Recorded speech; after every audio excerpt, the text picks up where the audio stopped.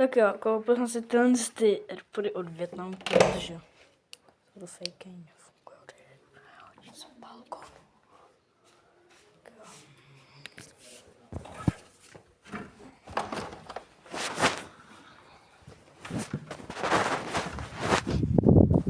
Píču, to je takový divný pocit.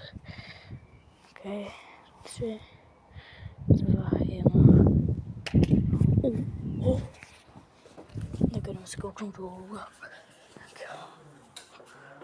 Tak já se ještě konce ozvu.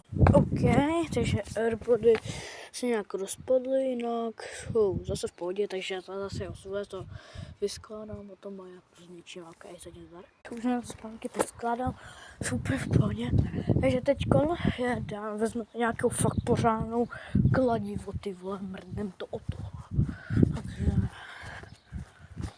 Takže je to fake, stále tak, nevím, 50 korun.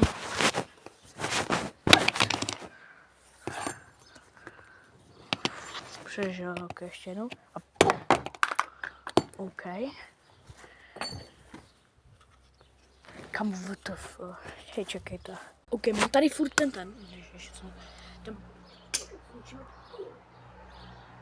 A tady, čemu to? Tady hned vidíte, že to je z Číny. Bum, bum, bum, bum, bum. To furt přeču. To. Mrdeme. O.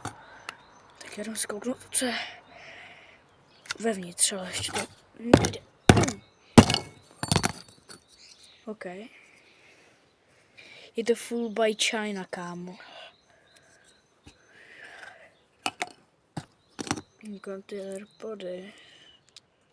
Jsou to fake AirPods. To musíte čekat, ne? Takže jako tohle, tak je totální Čína. Takže to zpátky. Tak mu dáme zvětšit tady to. To bude asi o něco lehčí, ale bum. Jako nevím, to mrdnout. OK. Koukneme se, co ještě v tom druhém. What the fuck?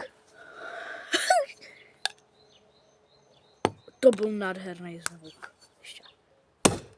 Oh.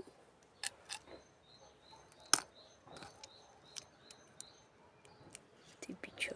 Teda to. Kam? Neskoušejte to doma, já to